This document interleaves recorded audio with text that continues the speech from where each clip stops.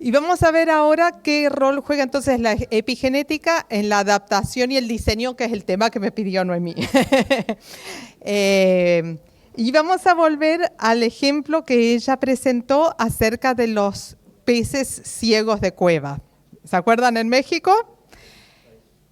Y la pregunta es, ¿son mutaciones genéticas lo que causan la pérdida de la formación del ojo o es la epigenética?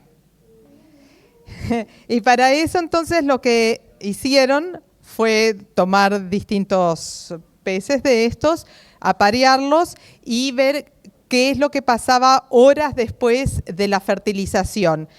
Enseguida van a ver la sigla HPF, es horas post-fertilización, ¿sí? Y lo que vemos aquí es que unas horas después de la fertilización, 36 horas después, tanto en el pez de superficie como en el de la cueva, se empieza a formar el ojo. Pero luego se frena eso, ¿sí? 5 días después de la fertilización, que sería lo que vemos a la derecha, vemos que en los peces de superficie se está formando el ojo y en los de cueva paró de formarse. Y lo que se hizo fue justamente analizar, se secuenció el genoma y se vio que no había mutaciones, o sea, no había forma de explicar a través de mutaciones que fuese eso lo que causó la pérdida del ojo. A su vez, se secuenció, porque también se puede leer, digamos, el ADN viendo en qué lugares está marcado y en qué lugares no está metilado. Y se hizo eso y se pudo ver de que en genes claves para el desarrollo del ojo, en los peces de cueva está muy metilado, o sea, está apagado, digamos, no se puede leer, aunque todavía tienen los genes para la formación del ojo, no se puede utilizar esa información porque está metilada. Y a su vez, otro gen que es importante para el desarrollo de la visión, el OPN1 que está allí, vemos los círculos, nos muestran qué porcentaje está metilado y el verde no metilado. Vemos que en los peces de superficie, que sería el círculo superior izquierdo, tenemos un 32% de los residuos que no están metilados. Y eso se corresponde que vemos que cuando se hace un corte, digamos, y tinción de la cabecita de este pez en desarrollo, se está desarrollando todo porque este gen se expresa. En cambio, en el pez de cueva, está apenas 2% no está metilado de este gen. Y no tiene expresión tampoco de ese gen, que es lo que se ve en la fotito ahí en lila, que no vemos ese lila oscuro. Y otro gen, que es el CRX, que está en humanos, cuando hay mutaciones en este gen, las personas tienen problemas de visión, e incluso ceguera. Vemos que también en este pez está bastante metilado en el pez de cueva, ¿sí? Versus el de superficie. Así que el pez de cueva no perdió sus ojos por una mutación, sino la información sigue estando allí, pero no se puede utilizar más porque fue metilada. Y como yo les mencionaba, este tema de la metilación, digamos, es bastante trascendente porque se hizo el contraexperimento, por así decir, que fue llevar pez de cueva y llevarlos a la superficie y que tengan crías y demás, y a pesar de que pasaron muchos años ahí, no volvieron a desarrollarse los ojos, ¿sí? O sea, la metilación siguió transfiriéndose a las crías y se recuperó un poco, o sea, perciben un poco más la luz y los colores, los peces que pasaron de cueva a superficie y que no tienen ojos, pero no es que desarrollaron el ojo nuevamente. Y para, digamos, comprobar, porque en la ciencia en general se quiere tener, digamos, el experimento y el contraexperimento y demás para realmente estar seguros de lo que está sucediendo. Está muy chiquitito allí, no lo pueden distinguir quizás, pero a la derecha muestra que en ciertos tipos de cánceres se puede utilizar un medicamento, que es lo que está en amarillo, que es la azacitidina, que inhibe la metilación, o sea, digamos, frena todo esto de poner las marcas. Entonces lo que se hizo fue tomar los peces de cueva y darle ese medicamento durante el desarrollo y ver qué pasaba. En la imagen de más a la derecha vemos que comienza a desarrollarse el ojo. No está tan perfecto como el de la izquierda, que sería el ejemplar de superficie, donde el ojo está bien desarrollado, con todas las capas de la retina y demás, pero es mucho mejor que la imagen del centro, que vemos que no hay desarrollo de ojo, ¿sí? O sea que tenemos la prueba de que realmente es la metilación la que juega el papel clave para los ojos y demás. Entonces, estas serían evidencias sobre el rol de la metilación en los pez de cuevas, ¿sí? Tenemos distintas confirmaciones y vemos también que hay un aumento de esa enzima que les mencionaba, que puede agregar los grupos metilos en los peces de cueva. También muchos de los genes que estaban implicados en el desarrollo ocular tienen una expresión disminuida porque están apagados, ¿sí? En total unos 128 genes, y muchos de esos genes en humanos también causan problemas de la visión. Así que, digamos, está bien documentado que realmente este es el mecanismo para los pez cueva. Entonces, la epigenética es el estudio de los sistemas y procesos mediante los cuales la expresión de los genes puede ser alterada, no de manera aleatoria, como postula el darwinismo, sino a través de eventos específicos que yo los puedo predecir. O sea, acá no es que cualquier gen se metiló porque ahora estaban en una cueva oscura, sino que los genes que tenían que ver con la visión, que allí no se ven mucho, así que para qué usarlos, esos son los que están metilados, repetibles y verificables mediante la investigación. Una cosa interesante es que los sitios, o sea, las citocinas, mutan entre 10 y 50 veces más rápidos que otras regiones del genoma. O sea, es como que son propensos a que se produzcan también mutaciones. O sea, puede ser que yo comienzo con un cambio epigenético, pero después eso lleve, luego de un tiempo, a un cambio realmente genético, a la producción de una nueva mutación. ¿Y por qué es eso? Y ahí tengo que mostrarles un poquito cómo es la fórmula. Arriba a la izquierda ven una citosina, ¿sí? Cuando se produce una citosina que no está metilada, cuando se desamina esa citosina, me queda un uracilo, ¿sí? En cambio, si tengo abajo a la izquierda una citosina metilada y se desamina, me queda una timina, ¿sí? Y cuando eso se va a copiar, entonces se pueden producir, según si estoy en cuál de las dos cadenas estoy, se puede ser que en lugar de que se inserte una C o una G, se inserte una T o una A, ¿sí? Y así se produce una nueva mutación. Para los que no están tanto en medicina, quizás esto suena un poco raro, simplemente el mensaje que tienen que recordar es que, en primer lugar, puedo tener cambios epigenéticos, pero con el tiempo pueden algunos de ellos derivar en una mutación permanente, digamos, genética, ¿sí?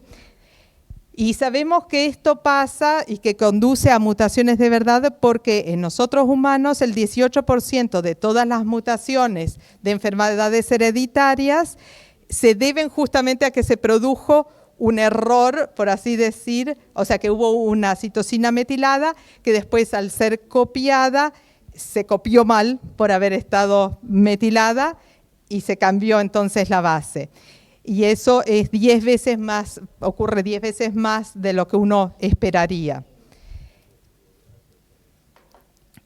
Esto también tiene, digamos, una relevancia en cuanto a la edad de procreación, que en general, digamos, se informa mucho que las mujeres de edad más avanzada, que tengan hijos, que pueden tener más riesgo de hijos con ciertos tipos de enfermedades, pero, a ver, levanten las manos los que escucharon que la edad del padre juega un papel en enfermedades, mayor cantidad de enfermedades en los hijos.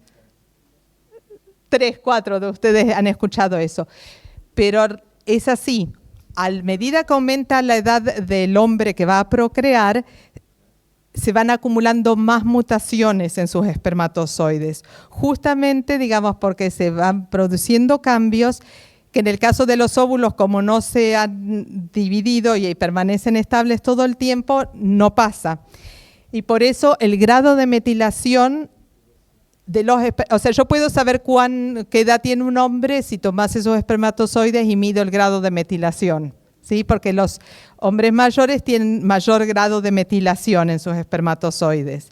Por eso, niños de padres más mayores, cuando los procrearon, tienen más tasas más altas de especialmente enfermedades digamos, psiquiátricas y demás, mentales, o sea, esquizofrenia, autismo y cosas así, aumenta la tasa en niños procreados por hombres más mayores. Entonces, a diferencia de otras mutaciones, de novo, la mutación de estas citocinas metiladas es independiente de las divisiones celulares o de la replicación, sino que dependen del tiempo que pasa y cuánto tiempo permanece metilada esta citocina. Por una cuestión de tiempo voy a avanzar y ahora pasamos un poco a los animales y cómo esto también se refleja. Tenemos el ejemplo de los chochín criollos andinos, que es en la imagen, pueden verla allí, que viven en los Andes y justamente ellos tienen los que viven a altura más alta tienen una mutación genética que hace que su hemoglobina pueda quedarse, digamos, más pegada al oxígeno, cosa que es necesaria porque a niveles más altos hay menor concentración de oxígeno.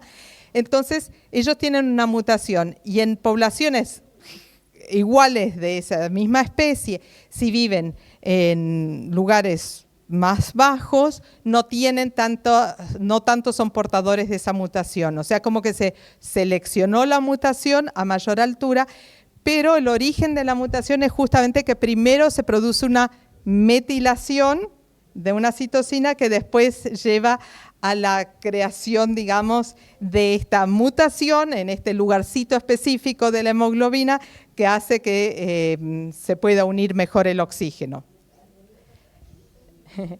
Otro ejemplo que vemos pasando árboles, ¿sí? Aquí tenemos en la foto 2 árboles que en realidad como que nacen juntos pero luego se separan y por la medición de los anillos y todo eso se sabe qué edad tienen, o sea, el árbol, la parte de abajo tiene 300 años de antigüedad y después tenemos distintas ramas que tienen 72 años, 40 años, 35 años.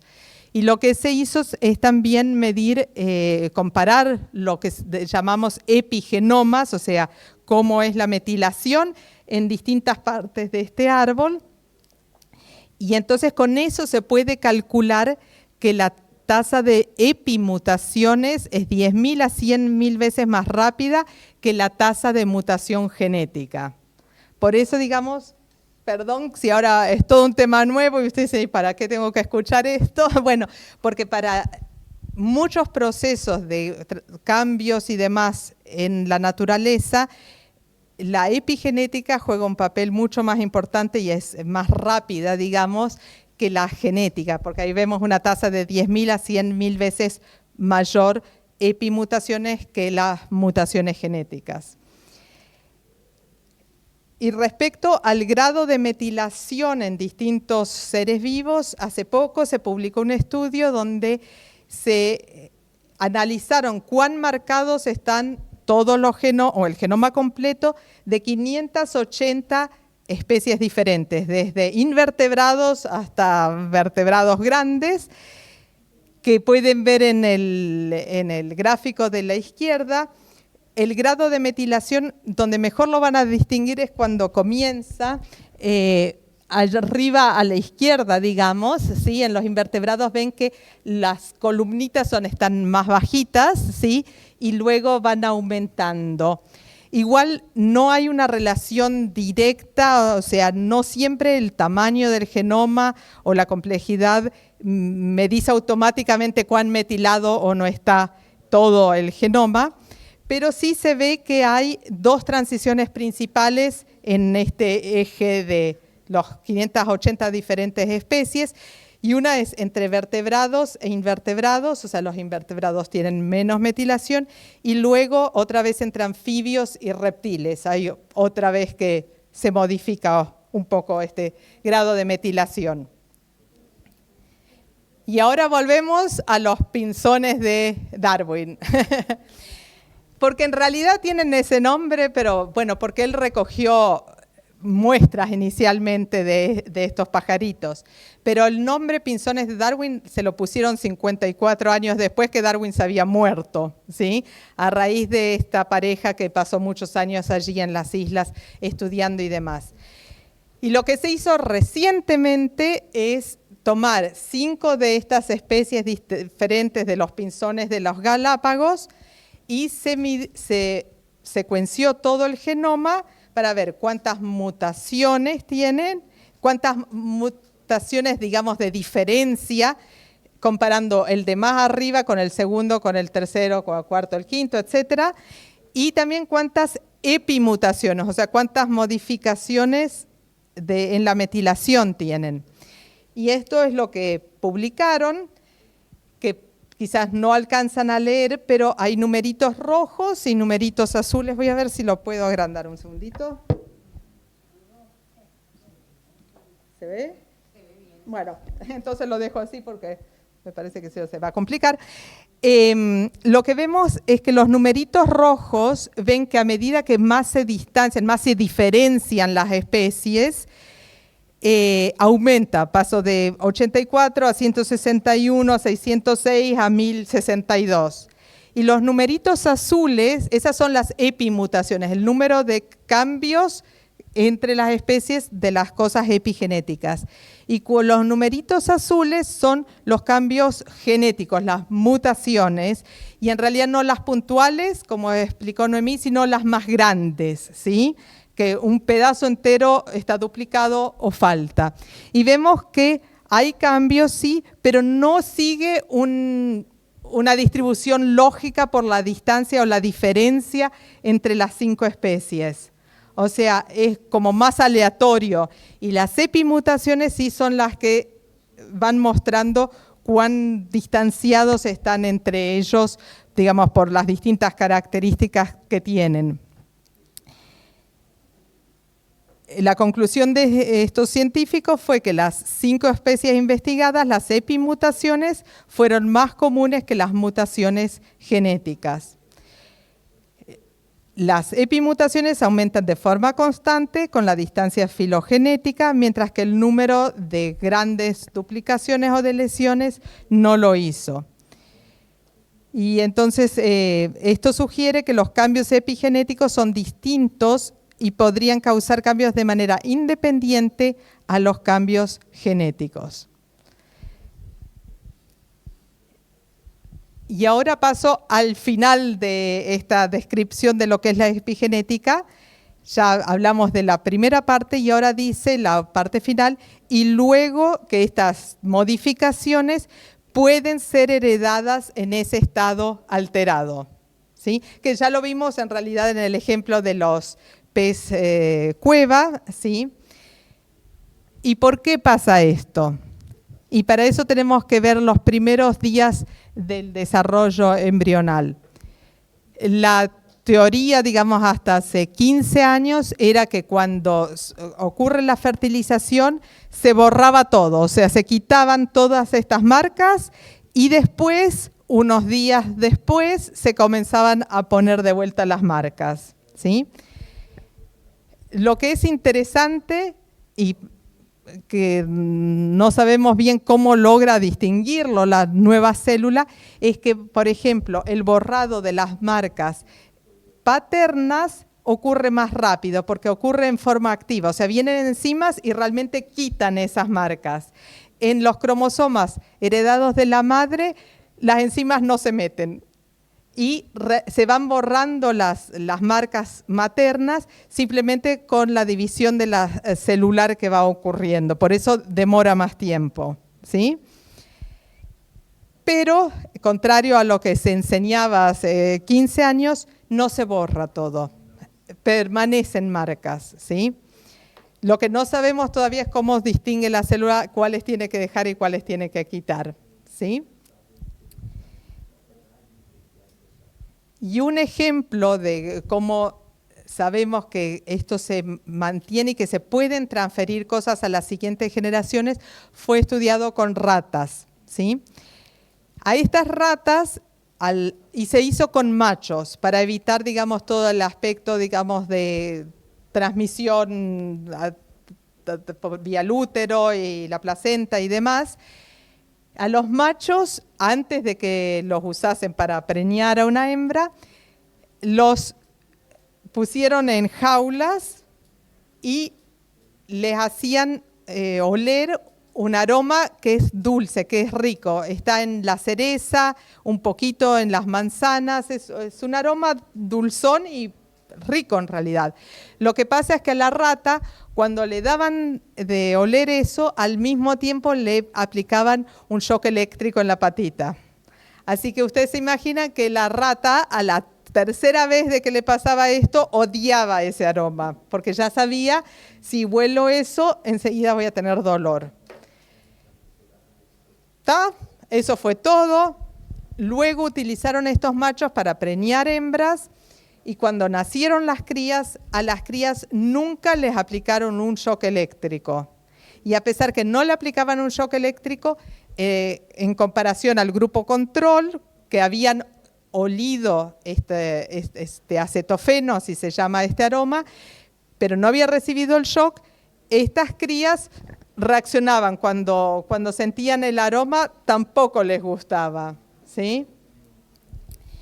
Y les causó tanta sorpresa eso a los investigadores que pensaron que tal vez todo esto se transmitía a través de las ferormonas o algo que quedase en el ambiente del laboratorio. Así que repitieron todo el experimento, pero en lugar de que fuese un apareamiento natural, le extraían los espermatozoides a los machos, iban a otro edificio, allí hacían fertilización in vitro y las crías nacían allí, nunca volvían a este edificio, igual reaccionaban al aroma del acetofeno. O sea, era claro que no era a través de cualquier ferormonas o lo que fuese. Y después de eso, lo que hicieron fue hacer cortes de biopsias que hicieron de la nariz de las ratas, y lo que pueden ver a la izquierda son los receptores, están teñidos los receptores en la nariz para el acetofeno. Y vemos que en las de la izquierda hay menos receptores que en la de la derecha. El corte histológico de la derecha es de las ratas hijas o hijos de la rata que recibió el shock eléctrico.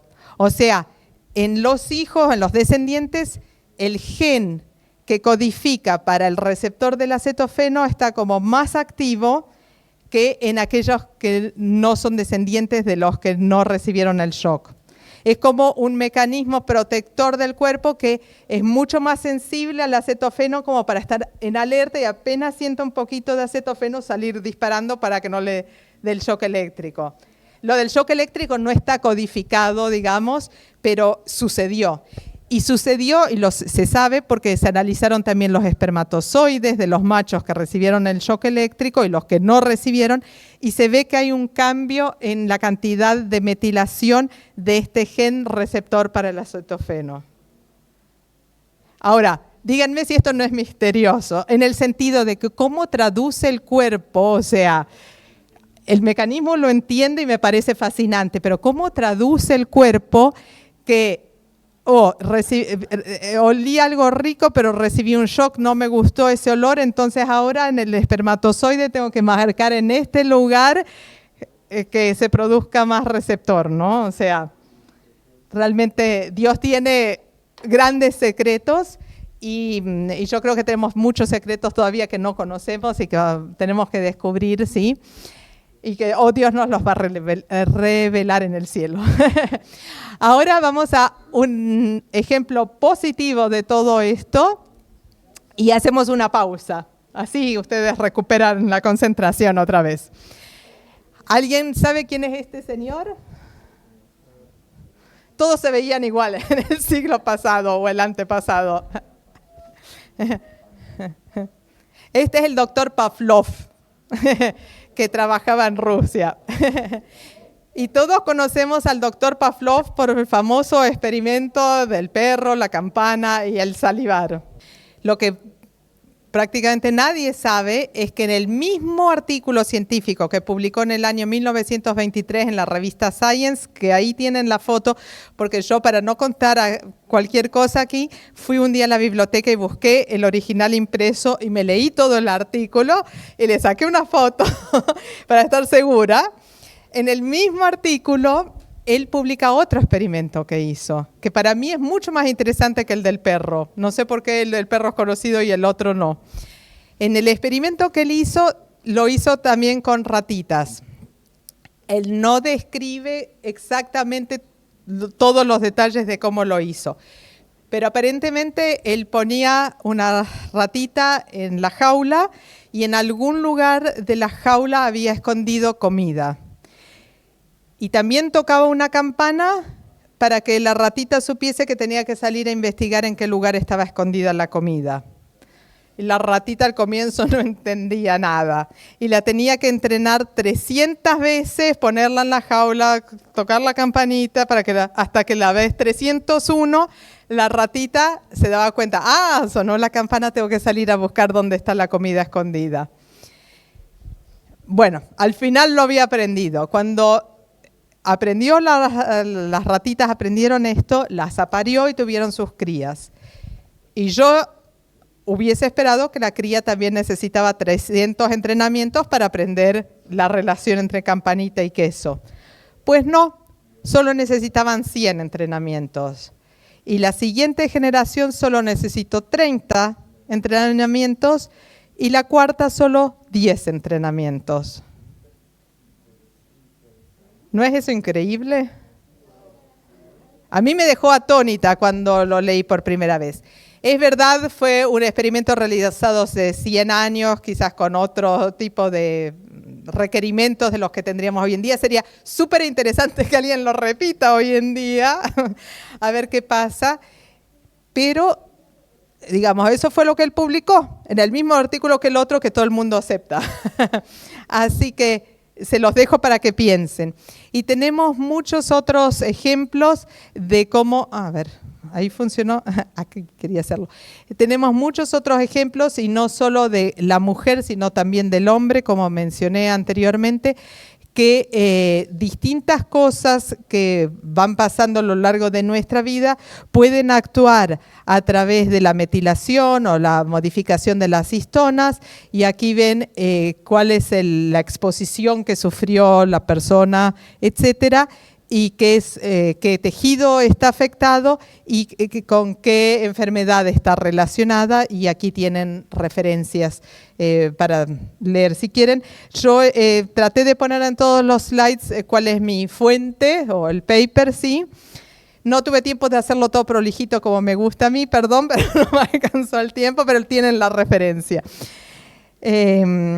Y todo esto que vemos ahora, de la alta tasa de las epimutaciones, sumado al hecho de que pueden ser heredadas a las siguientes generaciones, o sea que no es que se pierde y se termina en esa generación, ha hecho que el mundo científico tenga que replantearse y repreguntarse si la teoría de la evolución tiene que ser ayornada, digamos, ¿sí? Actualizada.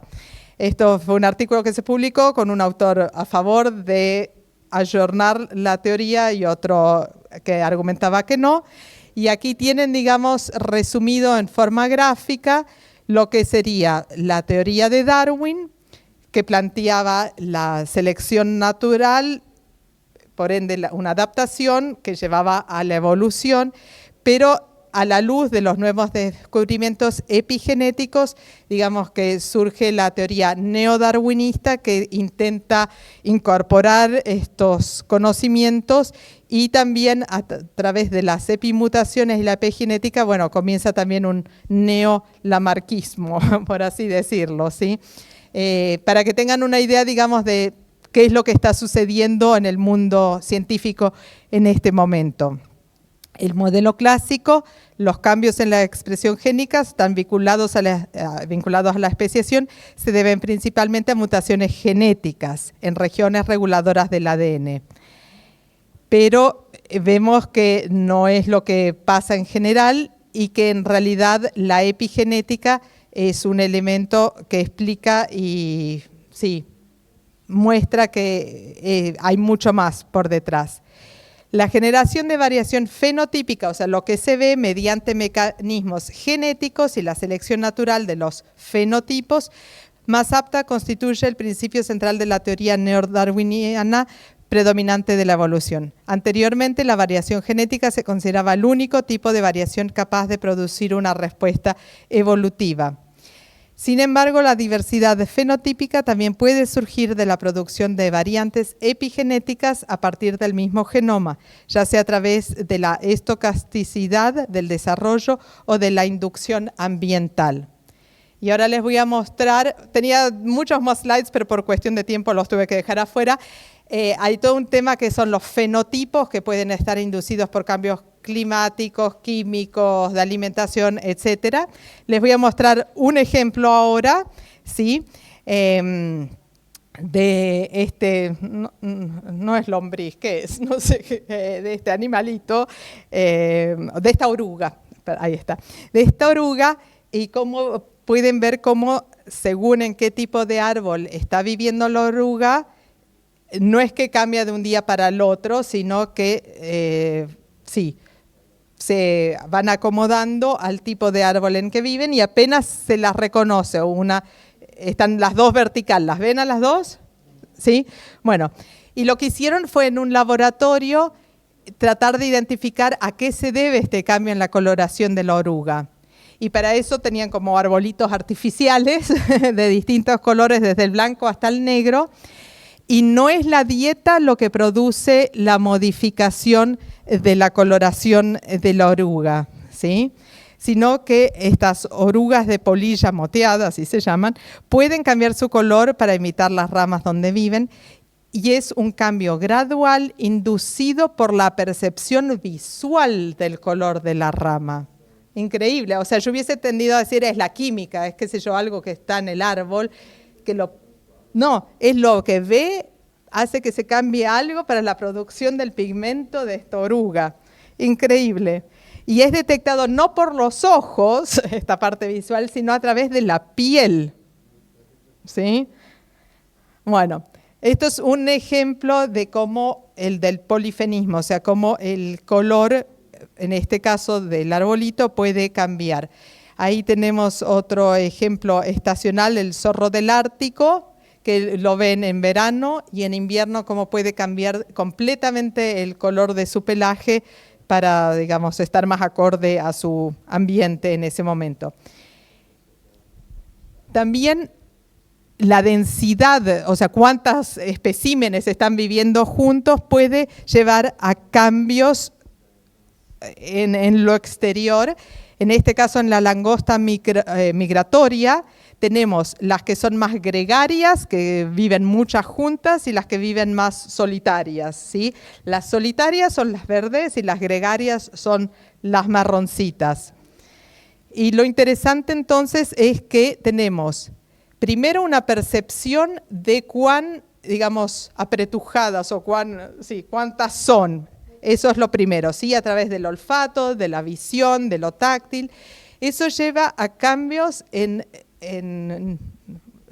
señales, no sé cómo sería en español, neurosignaling.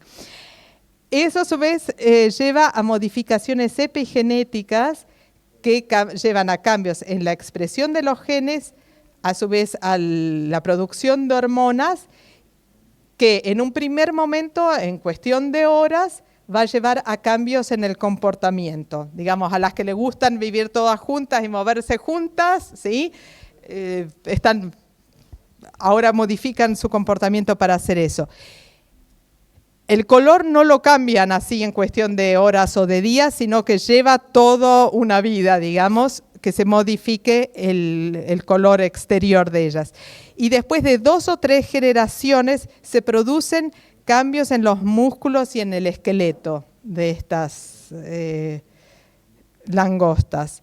Si observan en más detalle, ven que las verdes, como que los músculos de las patas no están tan desarrollados, los piquitos estos que tienen atrás también son diferentes, etcétera. Yo no soy zoóloga, así que, pero digamos que la gente que sabe dice que se producen cambios también, no solo en el color, sino en otras cosas.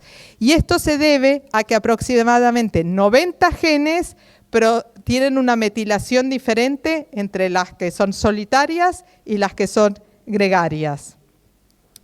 Y no solo de la metilación, sino que en las gregarias también las histonas, y este mecanismo del clip o no, también está diferente, ¿sí? Y las gregarias presentan el doble de cantidad de microARNs. Así que aquí tienen un ejemplo que incorpora todo. Tienen cambios utilizando los 3 mecanismos epigenéticos, llevando un cambio primero social, después, digamos, bioquímico y de expresión génica, que a su vez después termina modificando el color, e incluso la estructura y cómo el cuerpo se desarrolla y demás. Interesante, ¿no? Y con este ejemplo yo aprendí muchas cosas preparando esta charla. Por ejemplo, hace 30 años había un negocio, digamos, veterinario en Alemania que vendía estos, ¿cómo se llaman? No son ostras, los langostas. Y entonces ellos tenían en su acuario allí estas langostas y un día, por alguna razón que no sabemos qué pasó, cuando se replicó una de estas langostas, pasó algo que en lugar de que quedase el genoma diploide, como tendría que ser, en esta nueva langostita quedó triploide y es compatible con la vida en esta. Y entonces, a partir de eso, cambiaron muchas cosas. Primero de todo, estas que son triploides, las que son diploides, que es lo normal, se reproducen por apareamiento y, digamos, sexualmente, ¿sí? Las que son triploides se dividen por división simplemente, o sea, no necesitan el macho, son todas hembras las que son triploides y se reproducen, por así decir, dividiéndose ellas mismas, ¿sí?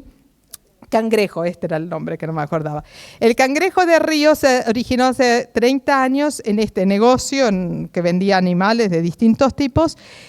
Y lo que pasó es que, bueno, al comienzo no se dieron cuenta que eso había pasado. Y siguieron vendiendo estos cangrejitos. Y gente que compró los cangrejos, algunos se le escaparon, otros los soltaron, qué sé yo. Y estos cangrejitos triploides que no existían en el mundo, en hábitats naturales, de pronto empezaron a aparecer en África, en Estados Unidos, en Asia, empezaron a aparecer estos que ahora incluso se formó, o sea, se convirtió en una nueva especie de Procambarus fallax, pasó a Procambarus virginalis, porque no necesitan los machos para reproducirse. Interesante, el genoma es aproximadamente igual de grande y contiene la misma cantidad de genes que nosotros humanos. Y aquí tienen una comparación en distintas cosas de estos dos, el modo de reproducción entre los dos, como dije, una sexual, otra es por partenogénesis. Unos son solo hembras y son autotriploides. El promedio de vida se prolongó en las que son, digamos, tienen reproducción virgen. La variabilidad genética es muy baja en esta nueva especie y, como les digo, están invadiendo ahora todo el mundo estas triploides porque la reproducción es más fácil que con apareamiento. Y lo interesante de esto es que como no hay intercambios genéticos, son genéticamente todas iguales, con lo cual es un animal modelo perfecto para estudiar cambios que se produzcan, ya sea genéticos o epigenéticos, porque no tengo el factor de meiosis y recombinación y demás. Y entonces este nuevo se lo denominó el cangrejo marmorio, antes el otro era el cangrejo de río de pantano. Y es perfecto para estudiar evolución epigenética y demás. Así que seguimos un poquito adelante, a ver, no sé qué están viendo ustedes. Ahí está. Bueno, se lo ha encontrado en todos lados y como mencioné, se ve que hay modificaciones en la metilación que fueron llevando a estos cambios físicos. Después de unos años llevaron a que incluso se lo defina como una nueva especie. Una comparación de cangrejos de Madagascar y Europa, por ejemplo, reveló que la variación genética es muy baja y que la mayor parte de los cambios se deben a cambios epigenéticos. O sea que estas, a ver, se me salteó.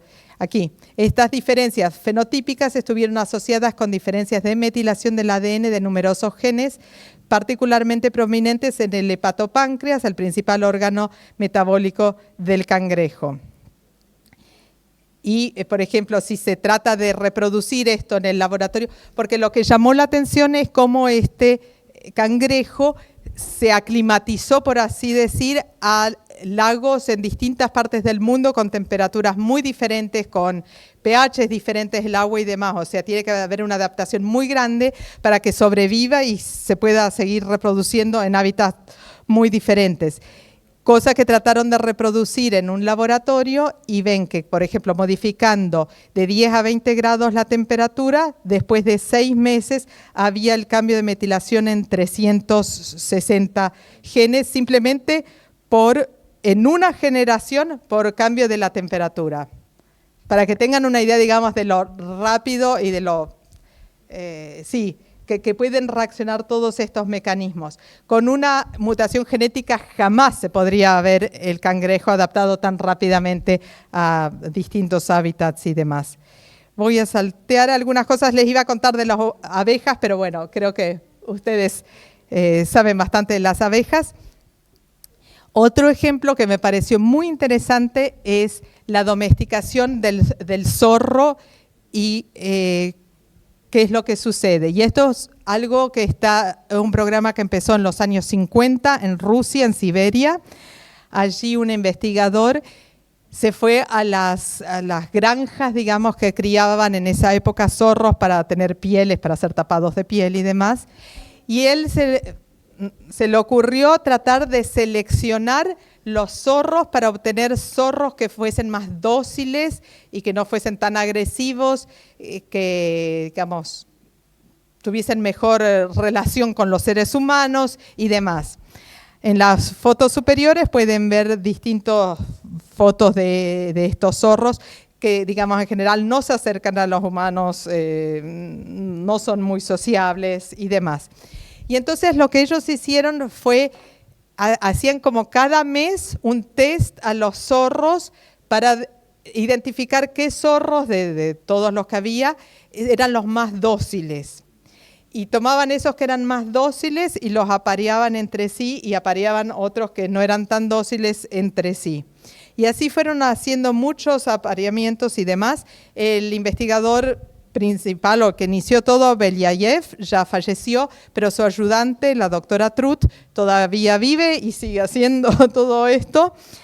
Y después de varias generaciones, vieron que no solo habían seleccionado y tenían, digamos, toda una cantidad de zorros que eran bien dóciles y demás, que les gustaba estar con los seres humanos, que eran muy cariñosos y demás, sino que la apariencia física, esta es la doctora Trut allí en el medio, sino que estos zorros que ellos seleccionaron inicialmente solo por la docibilidad, o sea, una habilidad, digamos, social, se fueron modificando también físicamente.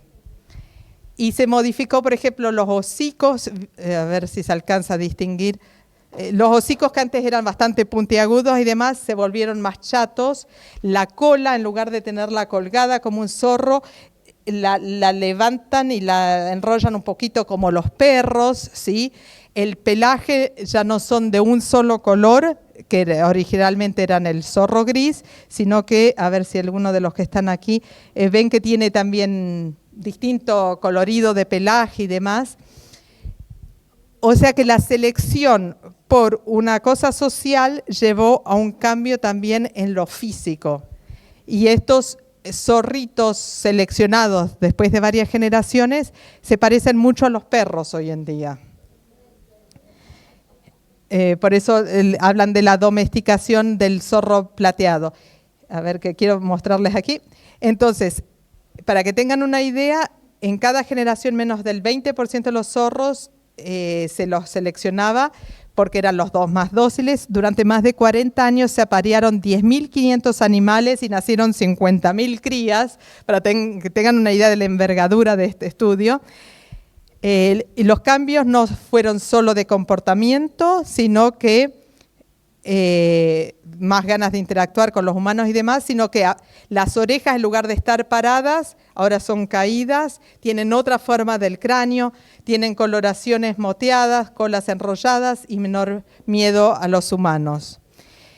Todo esto inicialmente se debió a modificaciones fisiológicas como los niveles bajos de adrenalina y altos de serotonina, retraso en la respuesta de miedo, cambios en hormonas sexuales y glándulas suprarrenales. Las generaciones más dóciles mostraron mayor reproducción, modificación de épocas de celo y en algunos casos diferencias genéticas relacionadas con la docilidad. En el experimento de domesticación del zorro plateado se observaron cambios de fenotipo parecidos a los de un perro doméstico en tan solo 8 a 10 generaciones. O sea, no hace falta miles y millones de años. Tampoco pasamos de una especie a otra en este caso, pero vemos que se producen cambios incluso en el aspecto físico en pocas generaciones.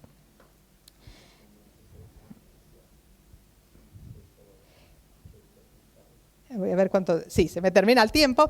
Nomás mencionarle, también hay experimentos similares con gallo salvaje y domesticar al gallo. En 5 generaciones se logra hacer ese cambio. Y ahora, para resumir todo, aquí tienen los mecanismos. Ay, ¿por qué cada vez que quiero hacer eso me salta el anterior? A ver, ahí está. Tenemos, para resumir, los mecanismos genéticos producirían cambios por cambios en la secuencia del ADN, o sea, mutaciones, que son relevantes especialmente para poblaciones grandes y generaciones cortas. Ocurre por la recombinación también, y tengo deriva genética, que es más relevante en poblaciones chicas y aisladas, y también existe lo que se conoce como flujo genético. En cambio, los mecanismos epigenéticos, tengo 3 que son conocidos hasta ahora, ¿sí? Adición de grupos metilos, cambios químicos en las histonas y los microARNs que modifican la expresión génica. Y para terminar, un resumen. Esto es hecho en las mosquitas de la fruta, las Arabidopsis thaliana, y allí se midió, porque ellas tienen unas generaciones bien cortas y puedo tener miles y cientos de miles de estas mosquitas, y ahí puedo medir y vemos que las ganancias o pérdidas de metilación están en 5 órdenes de magnitud, ocurren más frecuentemente que las mutaciones genéticas. Y a su vez, cuando ocurren las mutaciones genéticas, no quiere decir que enseguida tengo algo, como explicaba Noemí, que me sirva, ¿sí? Porque la mayor parte de las mutaciones genéticas ocurren en lugares que no son genes. Entonces da lo mismo que ocurran o que no ocurran. Y el poco porcentaje que ocurre en los genes, muchas de ellas hacen que no se cambie el aminoácido. ¿Se acuerdan hoy que teníamos las 3 letritas? Muchas de ellas, por casualidad, digamos, y porque tengo esta redundancia del código genético y de los aminoácidos, no pasa nada si se modifican. Entonces, realmente las mutaciones genéticas no pueden o pueden explicar muy poquito, digamos, de los cambios que se observan en la naturaleza. Así que bueno, espero que con esto tengan un elemento nuevo para entender un poquito más qué es lo que pasa en la naturaleza. Y bueno, cualquier